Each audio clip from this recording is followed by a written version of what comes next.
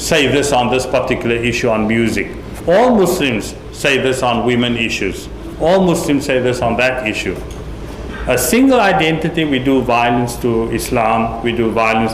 Other people are trying to do that to us. They are putting all of us in the same boat. Right? All Muslims are the same. You give all Muslims a single identity, then the people who attack the Twin Towers, if they are really Muslims who attack the Twin Towers, those people, single identity, well, all Muslims should be part of that. No, we reject that. We do not have a single identity, we have multiple identities. There are Muslims who speak many languages. There are Muslims who come from different professions. There are educated women, women who are professors, women who are judges. There are women who are mothers, there are women who are Islamic feminists. There are Muslim men who have different takes on almost everything. There are people who feel the veil should be worn and the headscarf should be worn, and there are people who feel that just their hair should be covered, and even they wear tight clothing, then that is the hijab. So many interpretations even of the hijab. So when I speak, I often say that I'm representing, I would think, many Muslims, and I can put all these different opinions on the table. And that is the humility that our early scholars brought to the table. You look at the book of Imam Abu Hanifa, the Hanafi fiqh, the jurisprudence, and you will find that Imam Abu Hanifa, the books of the fiqh, never has only the opinions of Abu Hanifa. There is Zufar, Muhammad Shaybani, Abu Yusuf, and many of the other great Hanafi scholars. You go to the Shafi books and you find Muzani, Ghazali, and many of these other Shafi scholars. It was never seen as an insult to Imam Abu Hanifa to add the opinions of his students and other people there. And I think that is very enriching. If you speak about Islam, people ask me, what does Islam say about evolution? Say 3 opinions. 80% of the Muslims say this, or let us say 90% Muslims say this. I know a group, a small minority feel that, but I never say there's only one single opinion. And I think that is that humility, bringing that to the table, that I don't speak for all Muslims. I don't even speak for the people from the institute where I studied, or the city that I came from, or the community that I was born into. We all evolve in our thinking. We evolve in on the issues that we were raised up to appreciate or not appreciate. So I think that needs to be reflected. The 4 R's then would be rigor, role modeling, relationships, very important. Give that hug to a Muslim, even if you're mad at him, right? Don't let 3 days pass without reaching out to your Muslim brother again.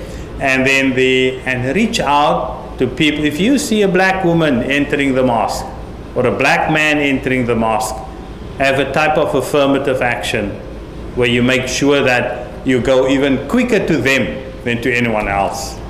Unfortunately, we've been raised with some color conscious, and some of our Muslims do not have the same welcome that they should be giving to the people of color, and that's unfortunate.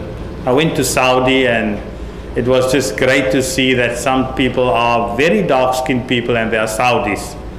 So it should not be an issue what color we have, but go out of your way to embrace people, especially people of color, and teach your children to do the same.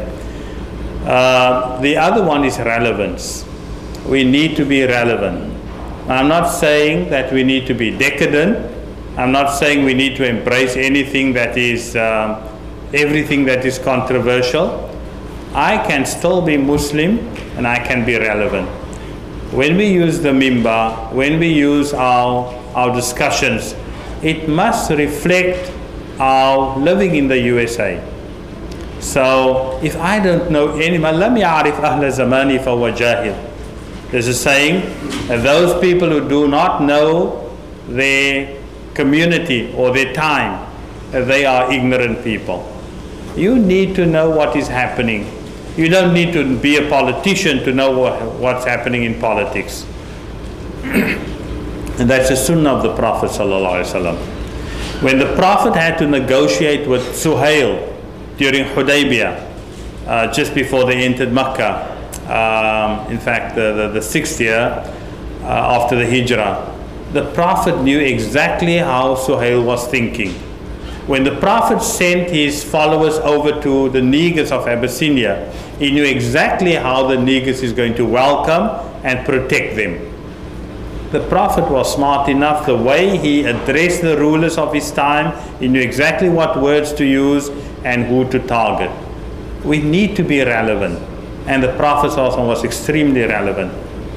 We also need to embrace what is new and the latest. And I applaud Brother Harun for putting this on YouTube and using technology. Sometimes we can reach 50 people. At times we could reach 50 million people. And that should be the niyyah. At times, sometimes through lectures, many people are becoming Muslim. And the hadith of the Prophet, لا يهدي الله بك رجلا واحدا خير لك من حمر النعم. That Allah guides through you. One person is better than the best type of transport. What's the best type of transport? Not sure if you speak of a Corvette or a Ferrari or whatever you have in mind out there.